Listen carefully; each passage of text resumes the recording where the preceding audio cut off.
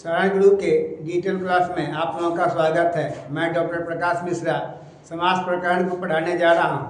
पिछले क्लास में मैंने समास प्रकरण के परिभाषा एवं भेदों को बतलाया था और द्वंद्व समास के परिभाषा को परिभाषित किया था। द्वंद्व समास की परिभाषा हो गई चार्थे द्वंद्व, जिस समास में दोनों पद प्रधान तथा बीच में च छिपा रहे उसे द्वंद्व समास कहते हैं। यानी द्वंद्व समास के तीन भेद: एक शेष, इतरेतर, समाहार। एक शेष में एक ही पद शेष रह जाता है, उसे एक शेष द्वंद्व समास कहते हैं। जैसे पितरौ, माता च, पिता च, दंपति, स्त्री च, पुरुष च, माता पितरौ, माता च, पिता च। उसके बाद एक शेष में मैंने बतलाया कि एक ही पद शेष रह जाए।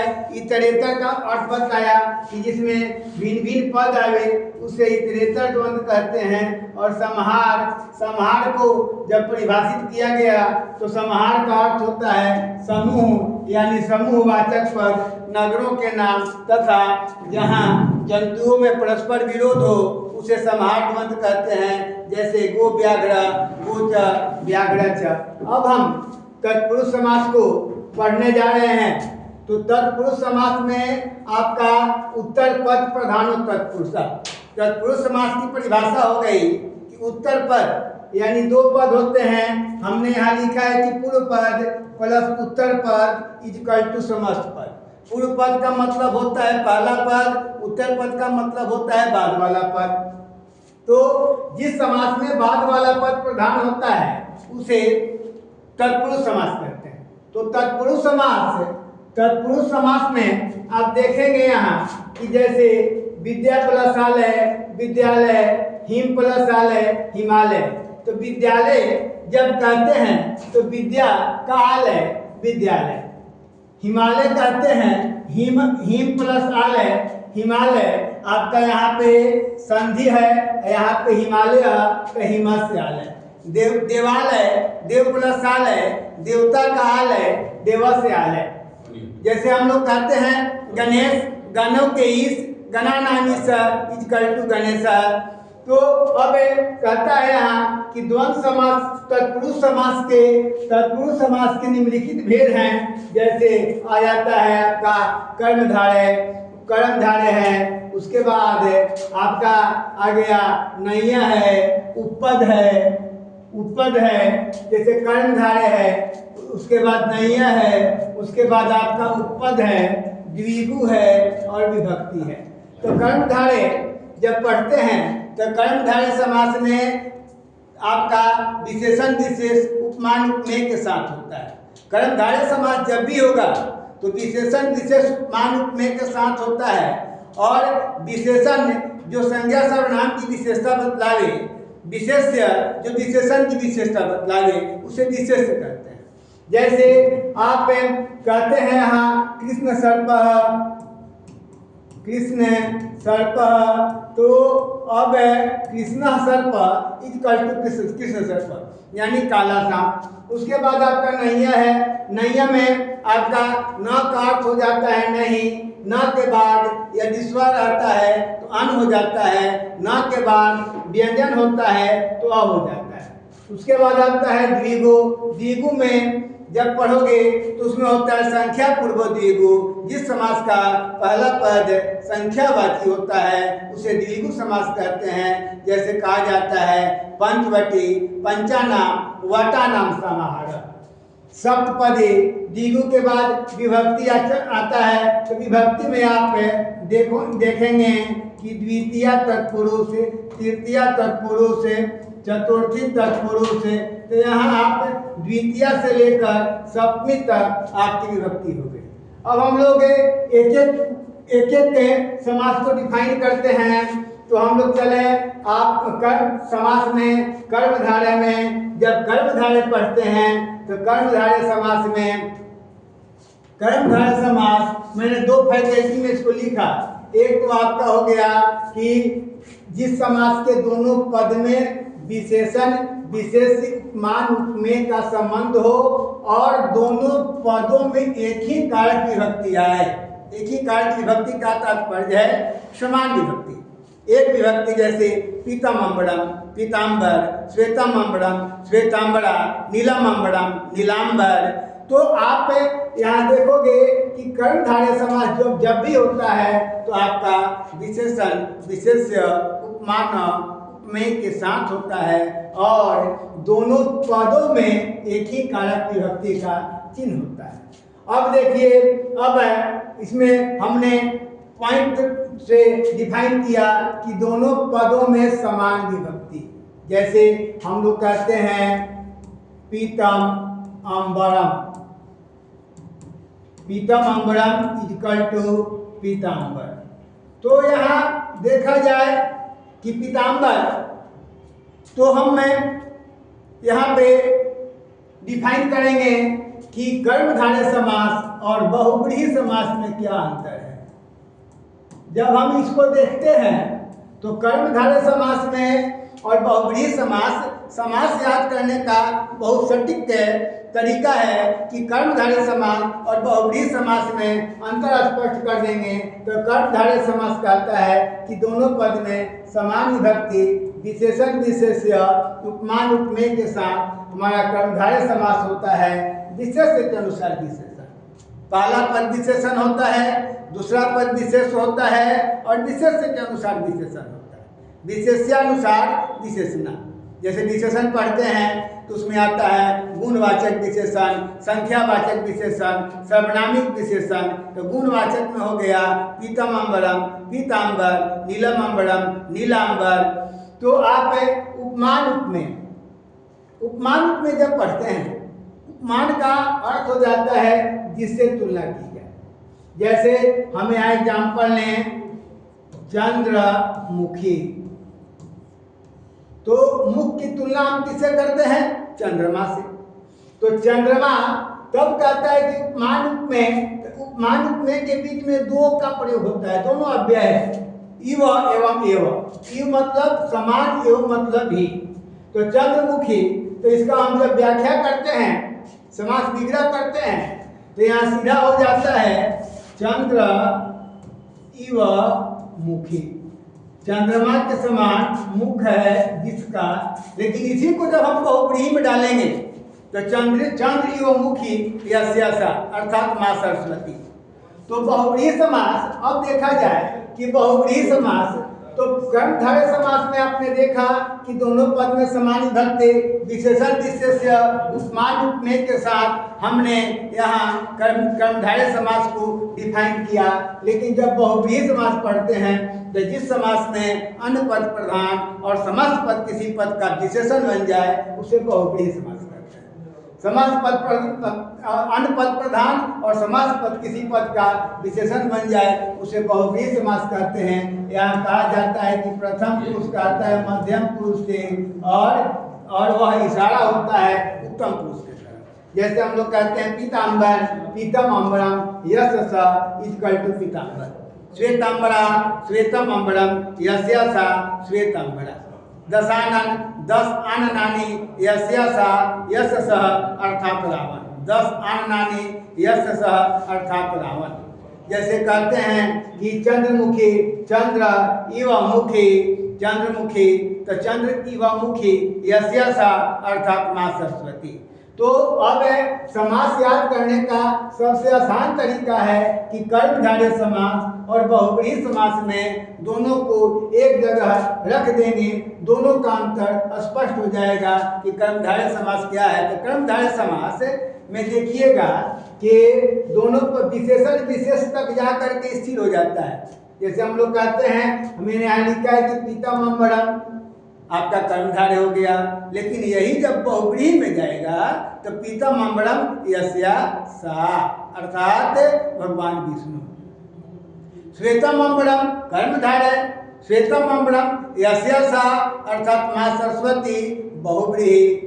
तो आप देखोगे चंद्रशेखर चंद्रम शेखरे यश सह अर्थात भगवान शंकर। तो अब कहता है यहाँ कि उपमान किसे कहते हैं? जिससे तुलना की जाए, और उपमेय किसे कहते हैं? जिसकी तुलना की जाए।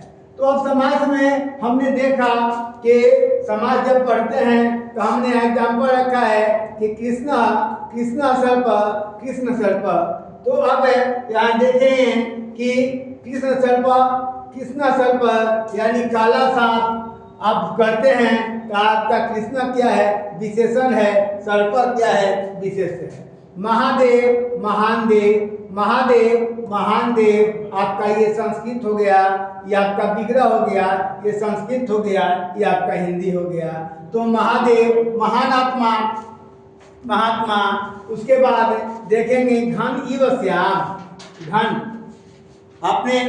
आपको हमने बताया कि मान उपमेय के बीच में इव तथा एव लग जाता है। तो घन श्यामा शब्द है, समस्त पद है।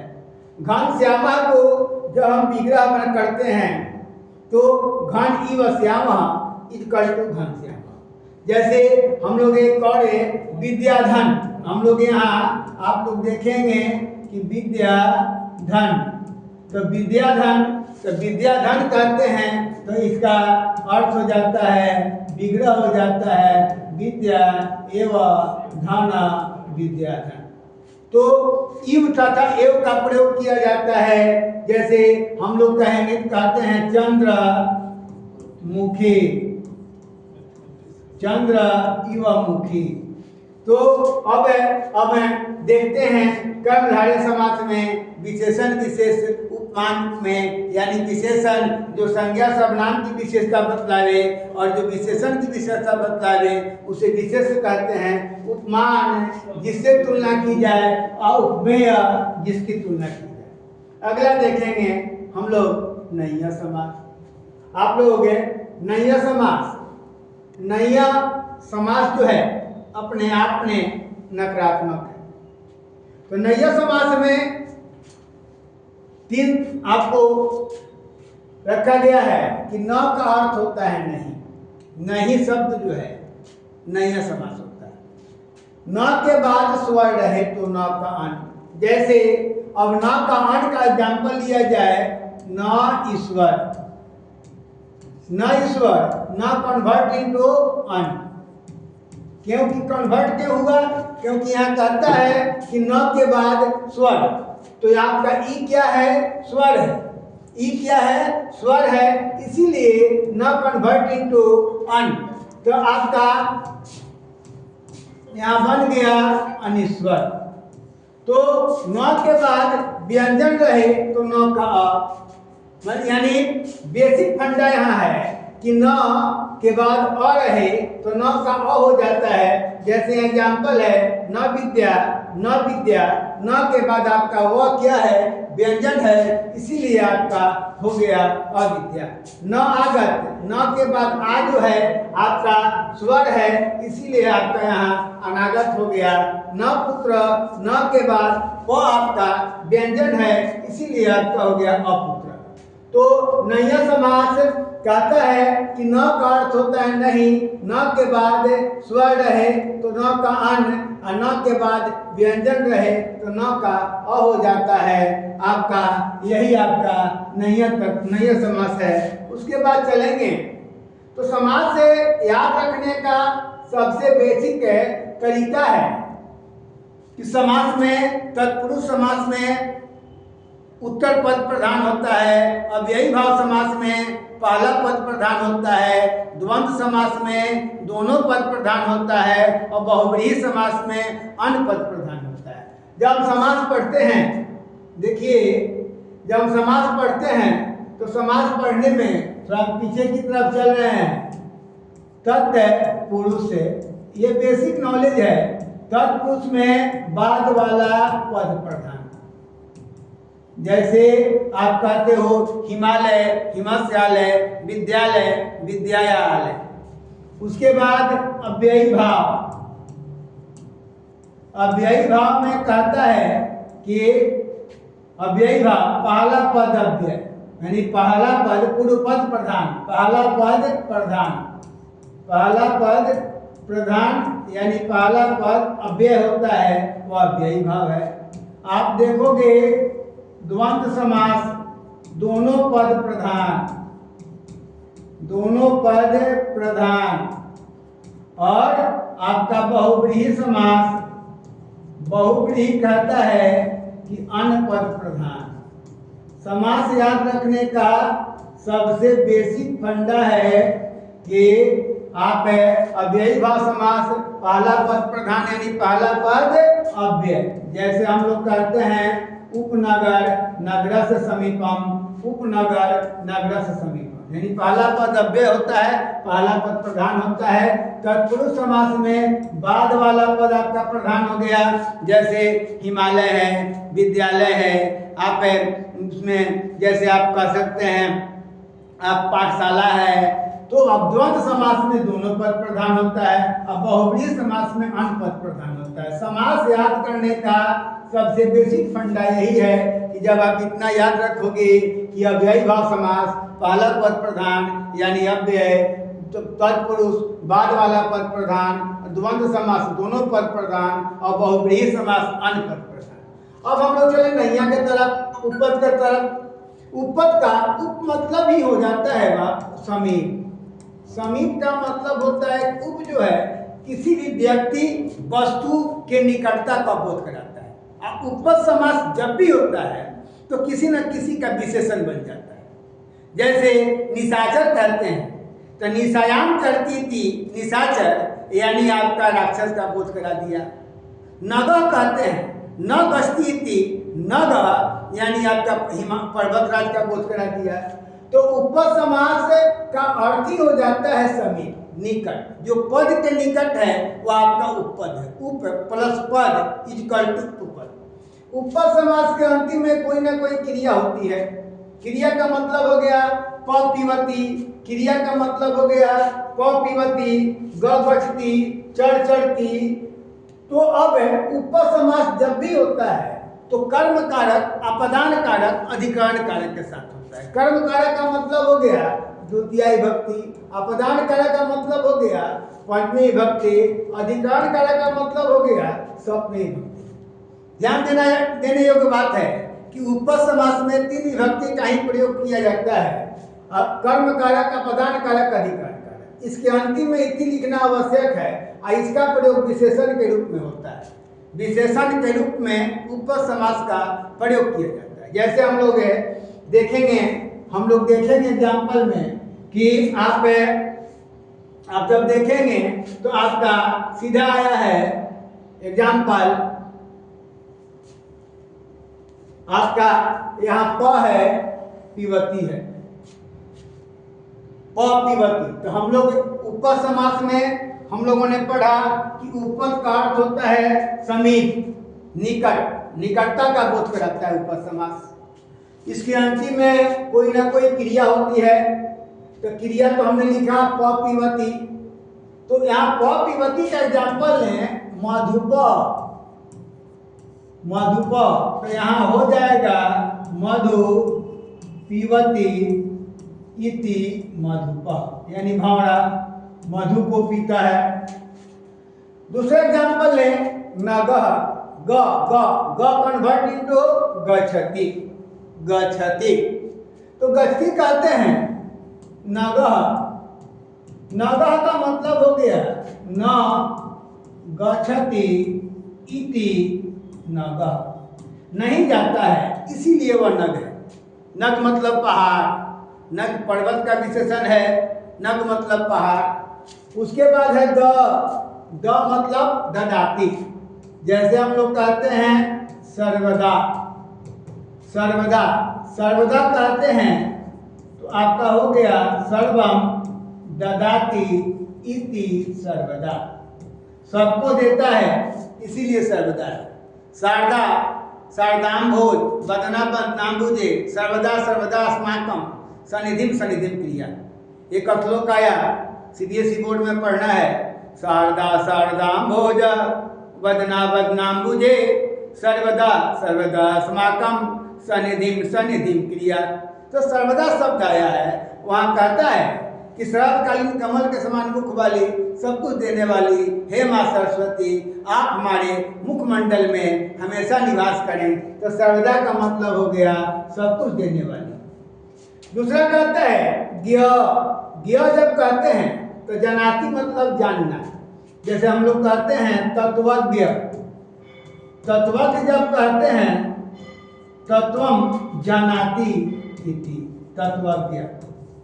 तो अब यहाँ देखा जाए, जैसे हमने एग्जाम्पल भी दिया कि निशाचर निशायाम चरती थी, रात में चलता है, नग न गस्ती थी, सर्वदा सर्वम ददाती थी, सर्वदा।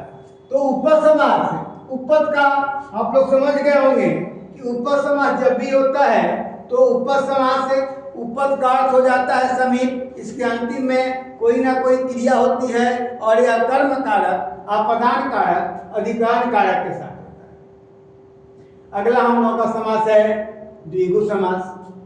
द्विगु समास जब पढ़ते हैं तो द्विगु समास में आपका चला आता है कि संख्या पूर्वो द्विगु। संख्या पूर्वो जब बोलते हैं तो सीधा ध्यान दिया जाए यहाँ कि संख्या पूर्वो जब इसको तोड़ते हैं, संख्या पूर्वो द्विगु, द्विगु का अर्थ ही हो जाता है संख्यावाची। तो अब यहाँ देखेंगे कि पहला पद क्या होता है, संख्यावाची। संख्यावाची में हो गया 1 2 3 4 5 6 7 8 9, 9 के संख्या में आपका नवग्रह आता है, नवा नाम ग्रह नाम समाहार। 5 के संख्या में पंचवटी आता है, पंचानाम वटा नाम समाहार। 7 के संख्या में सप्तपदी आता है, सप्तानाम पदानाम समाहार। सप्तशती सप्तानाम शतानाम समाहार। तो अब कहता है कि उपपद पहला पद संख्यावाची शब्द आपका आया, लोक वट पद सत, मूल के अंतिम में बड़ी ई, अब विग्रह करने पर ही हट जाता है। लोक वट पद सत मूल के अंतिम में बड़ी। जैसे एग्जाम्पल देखा जाए पंचवटी, तो वटी में ई है, जब वटी में ई है तो ई में से हम लोग के पास बच के आया पंचवट। तो हमने यहाँ बनाया है कि पंचानाम वटानाम समाहार। लोक हो गया, वट हो गया, लोक हो गया, त्रिलोकी। त्रिलोकी कहते हैं तो त्रिलोक त्रयानाम लोकानाम समाहार। सप्तपदी, सप्तपदी जब कहते हैं तो सप्तानाम पदानाम समाहार। उसके बाद मूल, पंचमूली, पंचमूली, पंचानाम मूलानाम समाहार। तो हमने यहाँ हम लोगों ने देखा कि समास जो है वहाँ संख्या पूर्वो द्विगु, पहला पद संख्यावाची होता है, लोक वट पद सत मूल के अंतिम में ही हो जाता है, और दोनों पद में षष्ठी बहुवचन। बेसिक फंडा है कि दोनों पद में हमारा षष्ठी बहुवचन होता है। जैसे बालक शब्द पढ़ते हैं तो बालका नाम होता है, लता शब्द पढ़ते हैं तो लता नाम होता है। तो ये आपका षष्ठी बहुवचन दोनों में होगा। इसीलिए पिछले क्लास में, शुरुआत क्लास में हमने बताया कि 3 शब्द रूप होते हैं, बालक, लता और फल। जब ये तीनों हम याद रखेंगे तो हमारा 3 शब्द रूप अपने आप याद हो जाएगा। जैसे अब यहाँ देखोगे आगे विभक्ति जब पढ़ोगे तो विभक्ति में आपका द्वितीय तत्पुरुष, तृतीय तत्पुरुष, चतुर्थी तत्पुरुष, पंचमी तत्पुरुष, षष्ठी तत्पुरुष और सप्तमी तत्पुरुष।